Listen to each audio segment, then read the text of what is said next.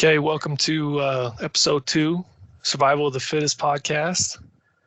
As always, I'm your co-host, Cole Halley. We're joined by the beanie-donned Casey Evans tonight. Casey Evans. That's just right. Came out of a deep slumber. Full deep slumber, Jack.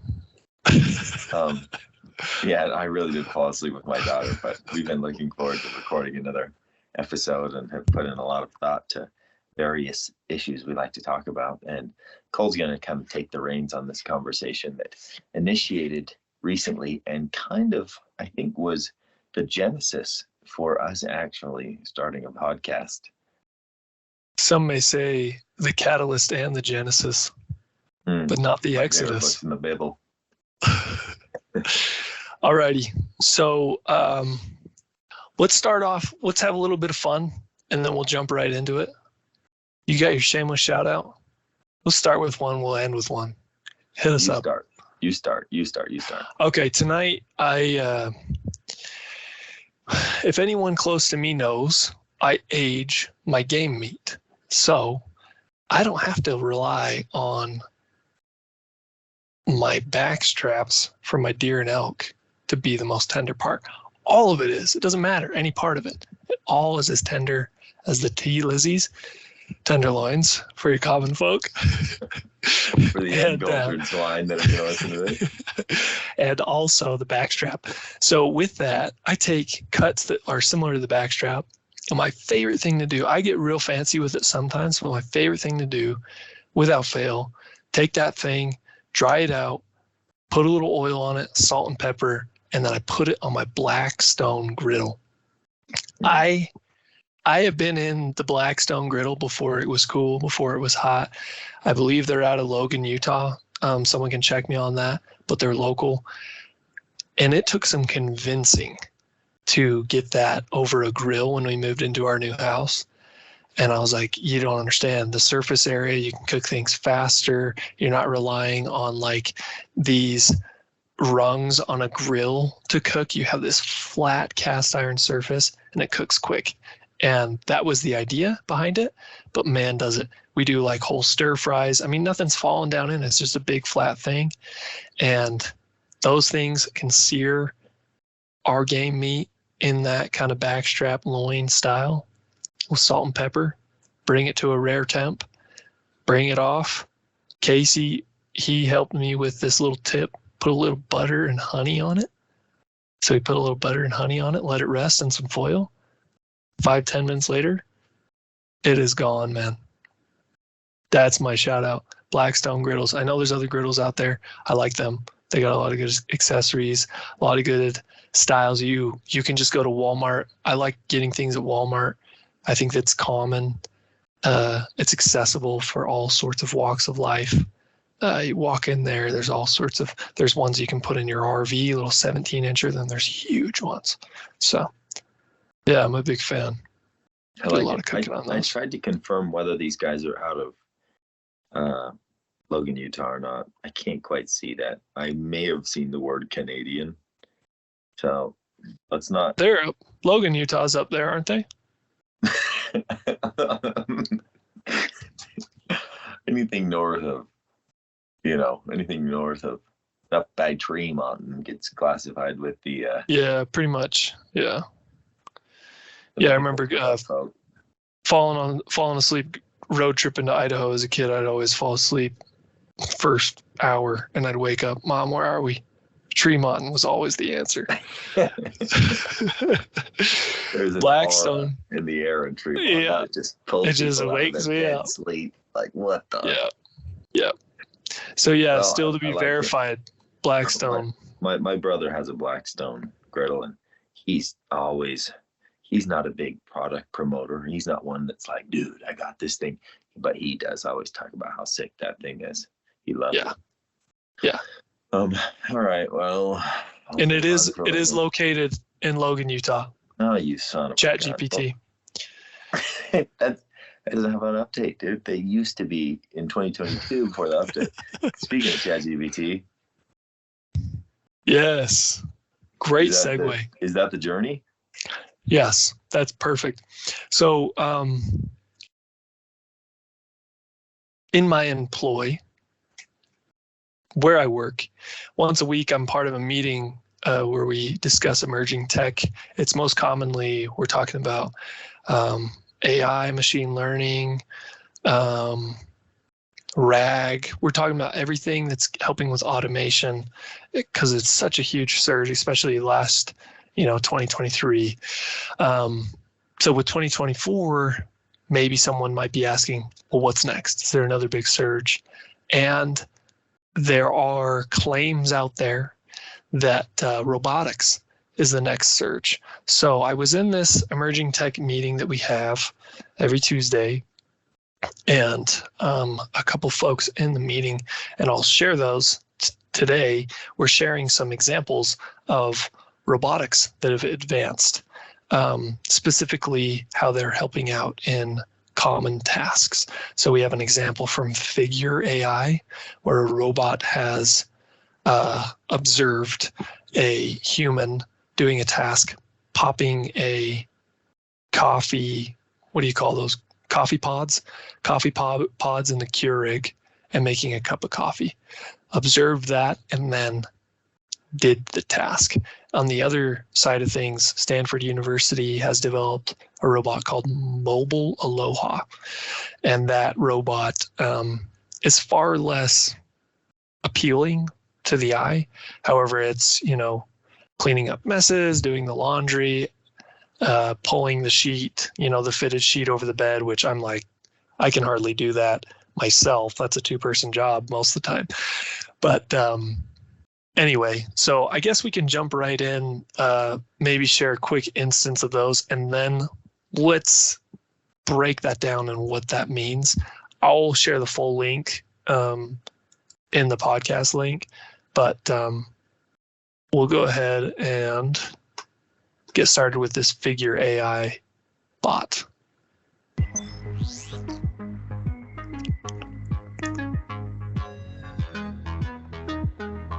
This is my first time seeing this. Hey, Figure One, can you make me a cup of coffee?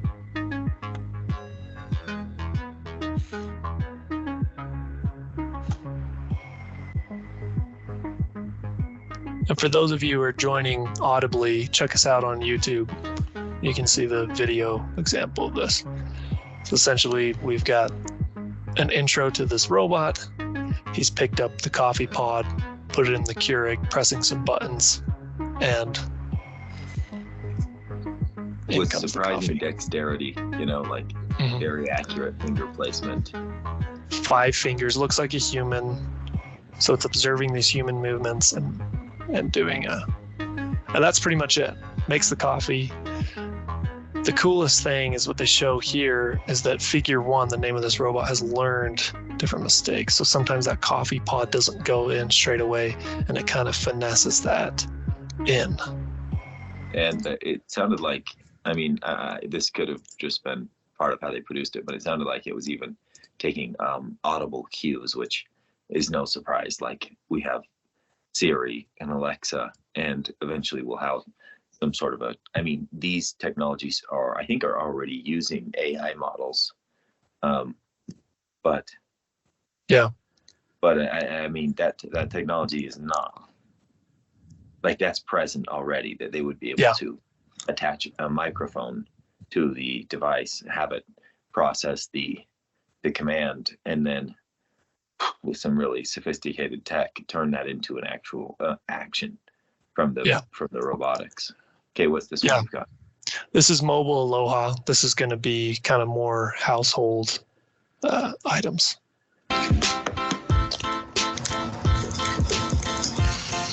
So we've got this robot. It's preparing a 3-course meal.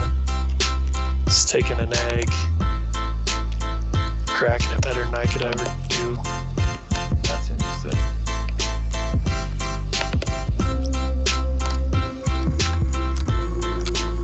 Blanching some shrimp, stirring the pot. And of course, in this example, I think they've kind of like taught it what to do, and it's kind of running on a program. I believe that's the case. Here it is, searing some chicken. We don't need to watch all of this. That's pretty much it. So Okay, discussion wise. So the person that presented this is kind of like, this is great. This is the future. This is what is going to happen. You know, we're going to have these robots be able to take over these tasks for us, making us coffee, cooking us meals, cleaning up the dishes. The mobile ALOHA has a few videos. So it does cleaning dishes, cleaning up messes, doing the laundry. Don't get me wrong, it is amazing. But I just want all of our listeners to think for a second, like, look at the timeline of history as we know it. I do a whole lot of reading dinosaur books nowadays with my little boy. So I am often thinking about this timeline, and even beforehand, since being a hunter, I've thought about this timeline. We've got the rise of plants, fish, reptiles, mammals, human history. I mean, what they found human footprints on the earth. I think I remember reading something that they were dating at like 40,000 years, something, long time. So just think about how long humans, just the human race, has been on the earth without robotics. We're talking, and how many years has robotics been around? Surely just in the last 100 years, to be safe. It's probably in the last 40. So compared 40,000 to 40. I mean, I think you get the point. When you look at that, look at the health of humans. I think for the first, 39 something thousand years, it was very hunter-gatherer culture until the rise of industry, technology, and then now in this country, the United States of America, we have a lot of things going on. We have a lot of problems. The biggest of which that I'm very aware of and very passionate about is health, a huge health problem. So my question is, do we really want these robots in our lives? Do we want robotics?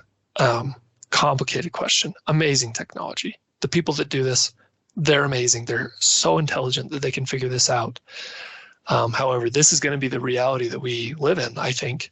Some people are saying that this is as 2023 was AI and ChatGPT year, robotics is next. So we'll see if that's true or not. But is this what we really want?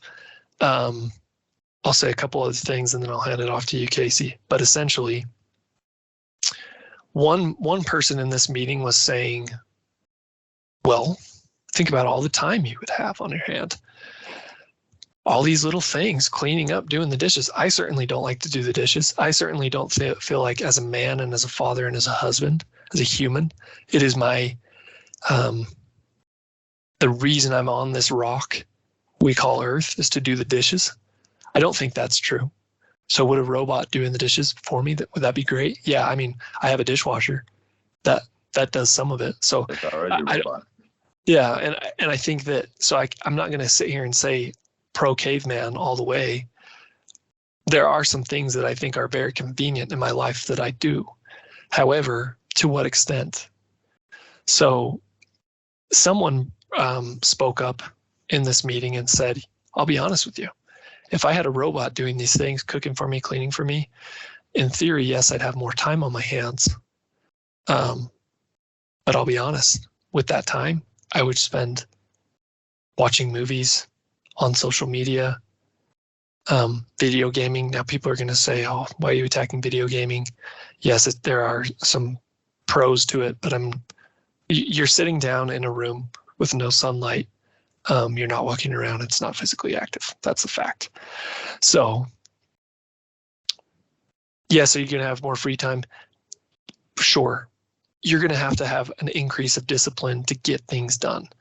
You also are probably going to do the things that you want to do. Social media is a social experiment that has happened, and it has shown us that we like the things that we like. The algorithm feeds us what we like. Anything we don't like, we unfollow, or it doesn't get into our feed. And it's made a polarized society. And in my opinion, a very unhealthy social, and the social health side of things, very unhealthy. Socially, the last, I don't know how many years social media has been around, 15, 20 years, whatever. So I think physical health, social health, I think mental health, I mean, the image that you're trying to keep up with on all of these things, like it's just gone rapidly through the roof. And well, I guess you could say it's gone down. It's counterproductive, all of those things. But the rise of technology has gone through the roof. So there's a trade-off there. So my question is this something that we actually want? Casey, what are your thoughts? Yeah.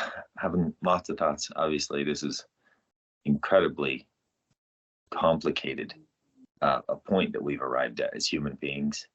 And it's unbelievable that we're here, and that we can sit and think about it and communicate it about it via technology that, you know, is a predecessor to the robotics, right? Like, we're using some really high-tech communication technology just right now to stream and record this, and this conversation that we're having is not something that could have existed in our evolutionary past.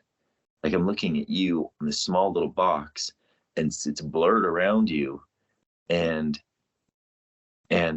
I don't hear, I don't see, all I see is your face. I don't have any smells. I don't feel reverberations in the room when you talk. I can talk as loud or as quiet as I want, and you're going to hear me. And I could say the worst insult in the world to you right now, and you can't reach out and assault me. Like, we're connected but disconnected. This one little tiny example, and then it's going to be transmitted to all the rest of the world. This conversation as well. Yeah. Oh yeah, everybody in the whole world. Everybody is well hear this. But yeah, I think the thing that really sucked me into this theme, well, one is kind of how this ball is rolling in a direction that I don't think definitely we can't do anything about, but even the people who are at the front of, or the lead of this industry, or legislators, can they stop this at this point? Is it possible to affect a broad enough of an effort across the globe and say, hey guys, we need to not integrate artificial intelligence with robotics? Because have you ever seen a sci-fi film?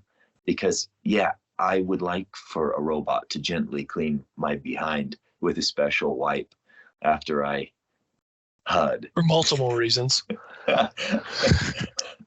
And but yeah, what ultimately draws me into this is how there is such an incredible mismatch already in our environment with the everyday human lived experience and our evolutionary past and our lived experience from the past. The fact that I'm sitting in a home that's 69 degrees, I put some oomph on that, 69 degrees, and it's freezing outside. I put my hand against the window. So cold. It's sneaking in here. Single digits Fahrenheit. There's snow a couple feet deep, and I turn on the bathtub and put some bubbles in there, and it's just like, I don't have to go out there if I don't want to. And a lot of us work remotely, and we don't have to leave our house. We just sit inside. We don't get exposed to a wind chill. We don't get cold. Our feet don't get cold. Our hands don't get cold.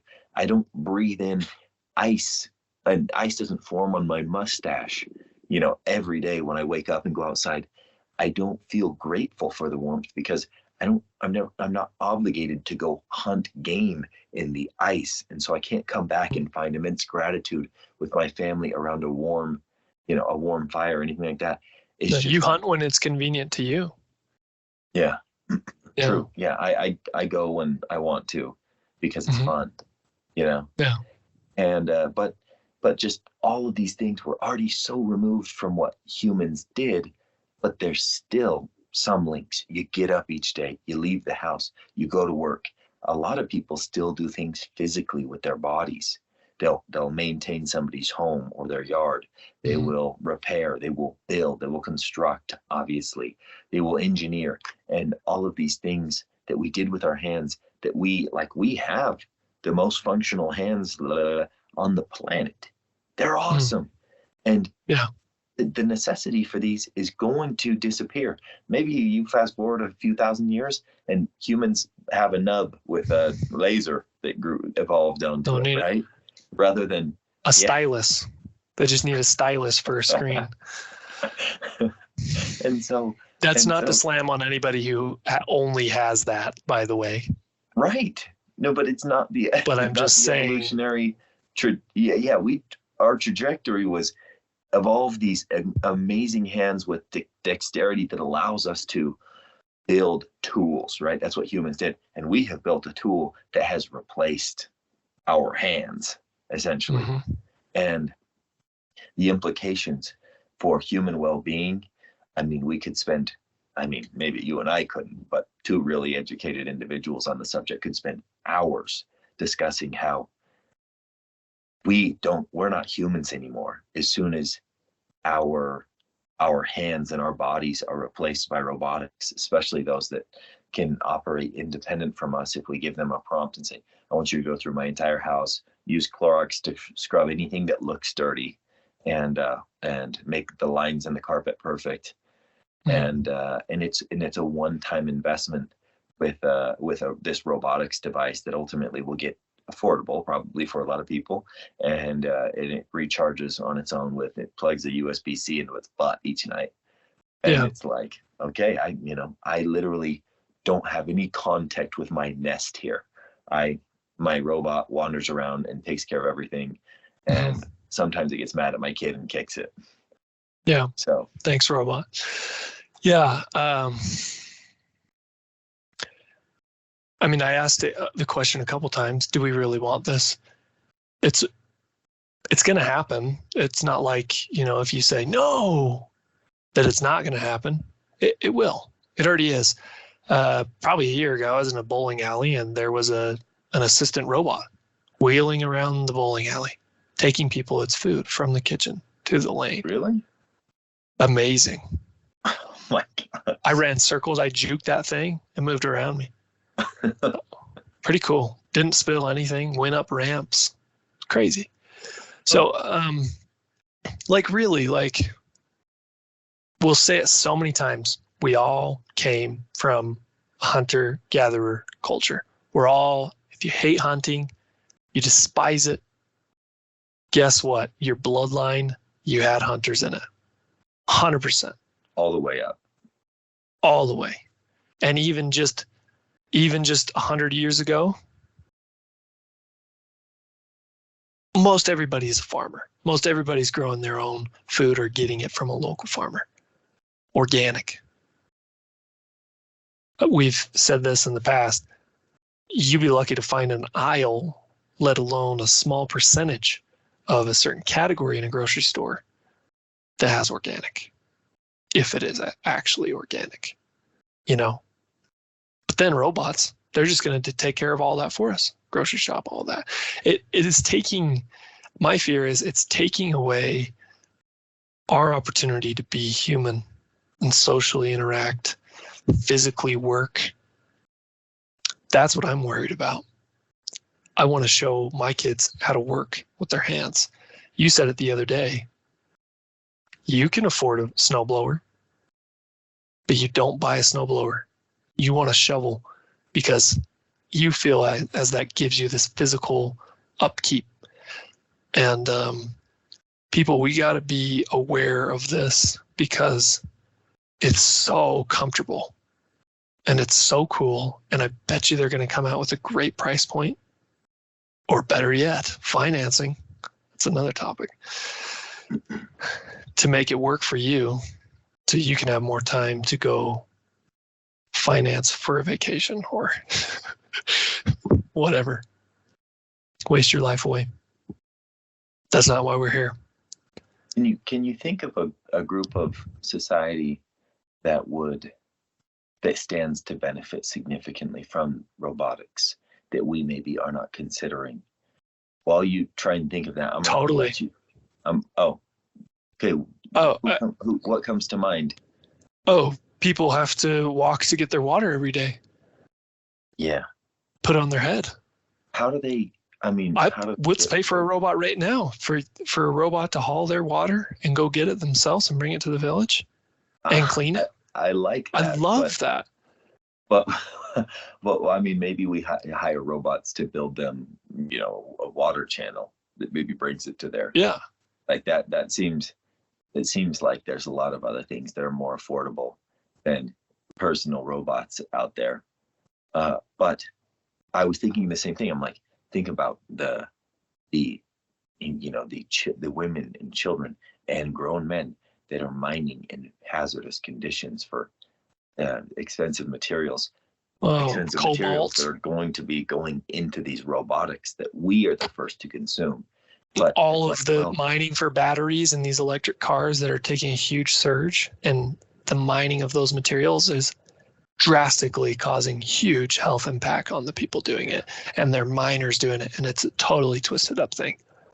Yeah, I listened to a book called Cobalt Red, which was pretty impressive. Anybody listening should add that book to their list. It's a journalist who has spent most of the latter part of his career on the subject of mining and the conditions in which miners, specifically in the Congo, are dying to meet the demands of typically Western companies that need materials for their chips and their batteries and their whatever else, right? Mm-hmm. So, my first thought is, well, what if these robots can mine for the individuals and they don't have to do it? And I mean, that's such a silly thought, because they use these people because it's cheaper than using heavy machinery. Mm-hmm. They have machines. They have, they have giant equipment to do this, but it's cheaper to pay or enslave thousands and thousands of Congolese, is that how you say it? Congolese individuals. Mm-hmm.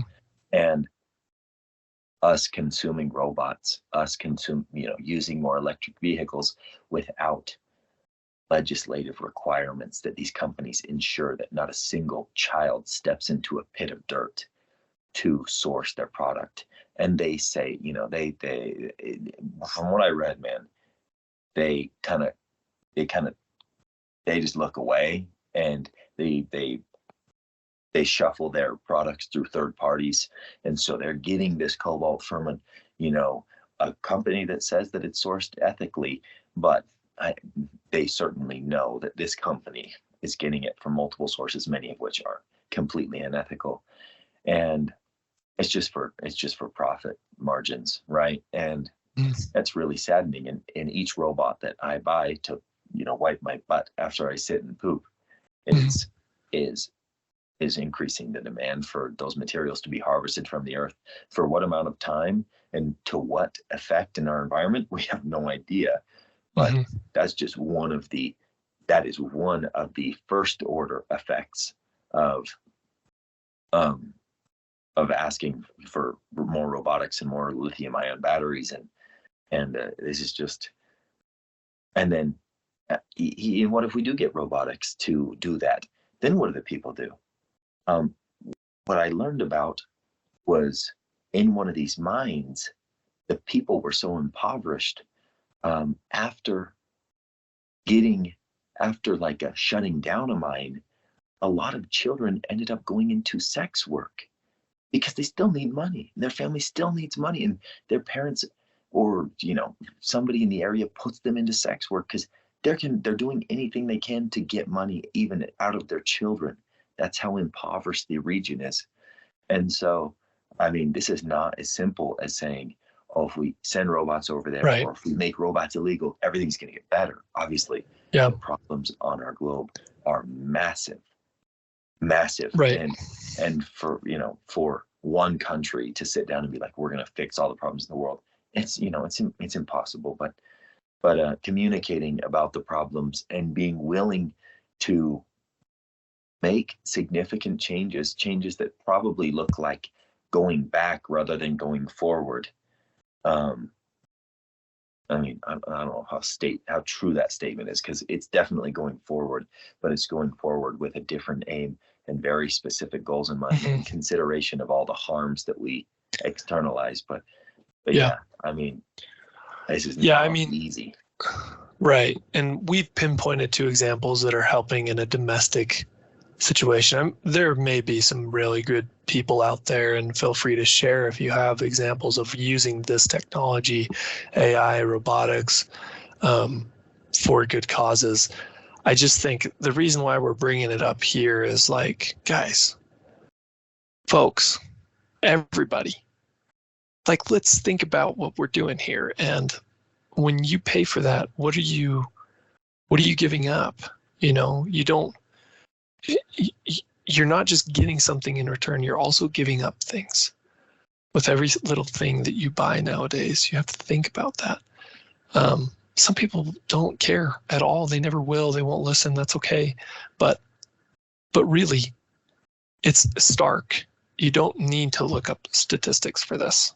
It is going to impact so many people, and it's going to continue this curve, this health crisis in this country and elsewhere. And I say, use, whether you think everything happens for a reason or not, but we've evolved to the point of we can make these robots. It's amazing. Like we've said, let's use it for good, you know, first.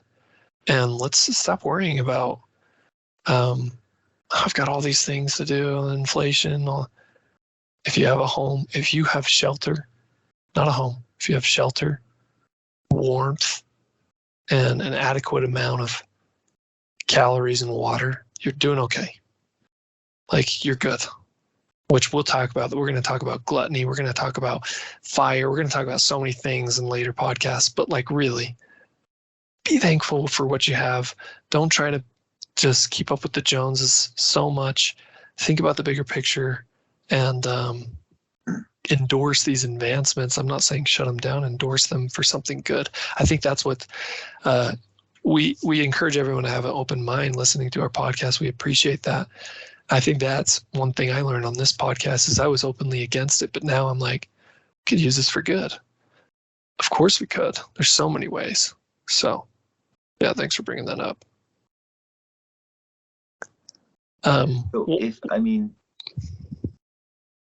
Ultimately, can you and I understand and articulate the implications of AI robotics on the planet? No, we can't. And that's probably enough reason for us as individuals to be outspoken and join, sign petitions and join groups that are going to Capitol buildings and saying, we need to legislate a slowdown program on this, because we can't even wrap our heads around every little step, evolutionary process. Oh my gosh. I don't know if I talked to you about birth control recently. Did I talk to you about that? Was that a conversation we had about high strength? I don't know.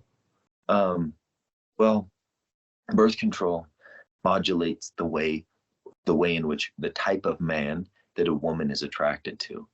And the advent of birth control revolutionized society in did so many amazing things for women who were constrained in life by the inability to control and regulate their fertility, right? So birth control allowed women to go into the workforce, to delay having a family, to do all these things, which, obviously for most, they would consider that an absolute victory, an amazing thing, right? But societies and individuals, we didn't evolve in that environment. We don't know what it's like to get to 30 something years old, to have all these women get to 30 something years old, and to have electively not had any children, and then, you know, and then I'm getting off onto this tangent. I should save this for a separate episode. But the fact that we all just gobbled it up because of the pros that came with this, and nobody was able to see that the harms that have been induced by this dramatic change. I mean, robotics has to be as big as anything else, as big as the combustion engine. This is like bigger. This takes us, like, we could get to the moon with a combustion engine. I don't know what the implications are with our AI robotics. Like, does that mean we're going to have the AI overlords? Like, they pick up AR-47s and wander around behind us and say, you need to clean up the surface of the earth because you've mistreated the earth. And then once you're done, you're going into freaking compost piles. Like, that really is a possible outcome here. You know what I'm saying? Like, I could be in a compost pile in 6 years. Hot take. Yeah. We're taking bets. In 6 years, 7 years, somewhere in there. I'm not sure, but it's in any of either of those two. So yeah, I just think that human beings, we are overly confident. We don't have my favorite person on the planet is his name is Daniel Schmachtenberger. It's him, and then my mom and my wife are tied for second. No, just kidding.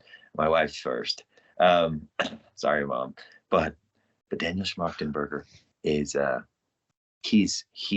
mean, if I had $1 million to get somebody on as a guest, one, I would be ashamed to have him on and like talk to me and see how big of an idiot I am. but he please exit out, unsubscribe from us, and look up Daniel Schmachtenberger and listen to all his videos. And then you'll be like, oh yeah, Casey, yeah, he's a stepson. I'm gonna listen to Casey again and Cole. But anyway, he talks about essentially complex systems, societies, where we are currently, how we have godlike technology and power with wisdom of essentially an ancient man, and we didn't evolve wisdom as quickly as these technologies have evolved in front of us. We didn't evolve the wisdom and capacity to rein in this godlike power that we have created with technologies, right? The atomic, the hydrogen bomb, the flight, the ability to communicate with somebody in Taiwan instantaneously. Like, these things are the ability to generate with a gene editor a virus that would wipe out anybody with a certain ethnic origin, that you could identify. You could specifically modulate a virus to attack people of this ethnic group. Like, there's probably people out there who are doing that right now, and with higher, greater advances in tech and no advances in our evolved sense of wisdom and humility and caution, humans are just boom, going harder, faster, stronger, more powerful. We're eventually going to hit a point of no return, and we're gone. We're done. There might be some people out in the cabin in Canada or in the Amazon that make it, right, that are disconnected off the grid. But most of us, unless something really dramatic happens, we don't make it past this next phase of human evolution, or our technology's evolution. It's a sad thought. Yeah. It really is. Yeah. Danny Schmachtenberger, 2024. There you go. Endorsement. There you go. Well, I think that puts us at time. I like the conversation. I think it's important, and people should take it serious. I think it's a good idea to do maybe like a little last call, maybe something that came to your mind. If you got 2-3 minutes to hurry and say it, and then you've got a shameless shout out for us, and we'll close this thing out. But for me, my last call is my wife, bless her heart. She is constantly saying, we're the guinea pigs. She's right. when you've got to look at history in a big sense of, as I mentioned at the beginning of this podcast, it's huge, man. Just human history alone, let alone the history of the world and all of that we're talking about. More years than you could even fathom. That would even make sense in your head. But for human history, where we are right now in the world, we are the guinea pigs for so many things. I have so many screens in front of me right now. So many. Got one on my wrist that I just used for a workout tonight. So many. We don't know the effects on these things, on my eyes. We don't know the effects of all these magnetic fields around us. We don't know the effects of our diet and these robotics and the social health. And I mean, we do know some of that, the mental health, and people are killing themselves. And that's a real problem, a huge problem. But we're the guinea pigs for so many things. And I think that dollars are really driving it. Personal opinion, that dollars are really driving it. Oh, we got this new advancement. Roll it out. Boom. Sell, sell, sell, sell, sell. And then it's like, oh shit, it's actually doing this. Roll it back. You know, we're the guinea pigs for all these advancements. And just be careful. You get to choose. You work for a living, you pull in the money, or you have somebody pulling the money, or you live off of some sort of fund, or maybe you just live off the land. Great. But every single day, you get to choose what you surround yourself with. So be cautious of it. Be cautious of the future. That's kind of my last call. That's what I would have to say. Okay. Thanks for sharing that, man.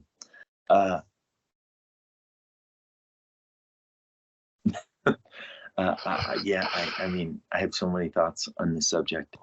I think the one thing that comes to mind is that humans, I mean, we're pretty freaky creatures. Some organism came to space 100 million years ago and was like, I know how we're going to get there. I know how we're going to get, mammals into humans. And they, who knows what they did to our genome, but we're here and we're tool makers. And I think we can probably, and we're extremely adaptive. And I think we can develop an ethic only if we're wealthy enough to think about it, right? If we're wealthy enough to think about it and we can see that our needs are met and we can help individuals around the globe whose needs are not met, so they can spend the time and energy thinking about how to cautiously proceed as an advanced civilization here on the planet, rather than just, I need to survive. I need to burn coal to keep my hut warm. Like, if we can find a way for all of us to be wealthy enough to think about protecting the planet and to think about keeping civilization or humans in a phase or a state of sustainability rather than continual advancement. I mean, or we merge with the robots and they figured out, I don't know yet. It seems like it'll be easier for robots to just figure this out for us and then control us. But well, I think, let's give it a try first. Let's us try to do it. And if we fail, robots will take over. But yeah, I mean, human beings, we are highly adaptive. I think we probably need to communicate about this enough that we are able to develop as part of our ethical code, our moral code. Like, the human project is experience thriving in the environment around us, taking care of Mother Nature as it has taken care of us. Like, this needs to be a part of our new ethic, or we are just going to disregard the planet and exhaust it of its resources and abuse it and ignore our future selves to a degree that we end up eradicating ourselves with over implementation of robotics technologies. And I mean, I think this boils back down to us collectively as human beings rallying around this idea of, let's take care of this planet that we are so lucky to exist on, and let's do let's consider all the factors that are going to allow everybody else around the world to also want to take care of the planet. And then a little bit at a time, we start understanding recycling technologies better, and we start managing our own waste rather than putting them in landfills that we don't have to think about at all. And we really look at fuel sources that that are sustainable, and be honest about the data, and try and get money out of the politics that makes these decisions, and let human beings and our collective education as a society be the driving force behind these massive decisions, rather than some dorks in Silicon Valley or some corrupted individuals in Washington. Like, we need to get together on this and use these awesome brains that we have to mostly Daniel Schmoggenberger's brain, but the rest of us can rally behind him to stop this. And we do probably have to have a real sense of urgency, or we're this close. It may be over already. I think some of these AI technologies are out. They're out. They've been open sourced. They're gone. Nobody has control over them anymore. And so it may be too late to stop this, unless we shut down the mainframe, whatever that means. Yeah, and I think, look, we're saying take action, but we're really just raising awareness. We don't know what action to take. I mean, stroll down to the Capitol building and bang on the door. If there's anyone out there listening who is like, oh, these people care about this, this is where they need to go, please let us know. We'd love to advocate for that. Okay, well, we're over time. I want to keep this going, but we can't. We merely can't. You want to give us a shameless shout out, and then we'll bring her on home? I mean, I honestly forgot about my shameless shout out, so I was just going to do a fake one for Pfizer. Well, before we get a little bit goofy, I'd say thank you for coming prepared with what you've said today. I think is really well said. All of it, that last part especially. It's good to be in close quarters with someone who cares about those things. So appreciate it. Yeah, thank you for making this episode happen. I do want to give a shameless shout out of some sort. I think mine's going to be for Alani energy drinks. Okay. I've had a sip of these. Casey tries to get me to drink an energy drink every time we're on an outing together. Tell us about Alani. I've looked at the data on artificial sweeteners, and what I've seen, maybe I'm not seeing the full picture. They're not the boogie guys that people make them out to be. I think our microbiomes can handle them, and I really don't see a correlation with. Well, it just makes me more sad when I don't have them. So I'm sad enough, as you can see. I'm like crumbling. Gene editors are making viruses to target me specifically.